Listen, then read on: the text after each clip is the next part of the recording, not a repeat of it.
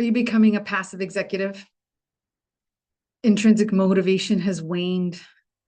Achiever mentality is quieting. The fire to innovate, create, drive change has dimmed. You're noticing your internal pilot light has gone out. And so you're experiencing laziness, status quo, boredom. You're stuck in old ways, old thinking, old doing. When we talk about performance, there are natural consequences to violating expectations or falling below the meets expectations line when it comes to performance. When you're internally driven, it's almost too easy to avoid falling below that line. When your internal motivation fades, it's very visible that you're falling below that line.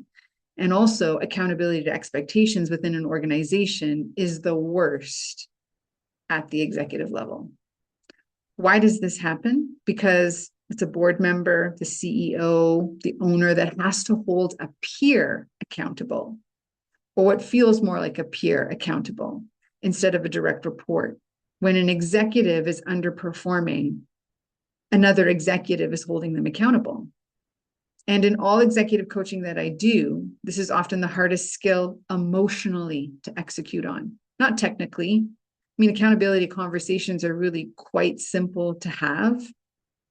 Emotionally, it's the hardest to execute on, while it's the most important one to execute on. Because when you're an executive, you're at the pinnacle.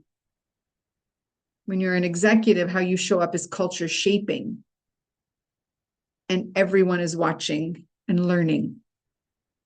So if you happen to be the CEO, the owner, the founder, the board member that's responsible to hold your executive team accountable, you need the emotional intelligence skills to be able to navigate into these conversations incredibly successfully, to strengthen the relationship and to help light that internal pilot light.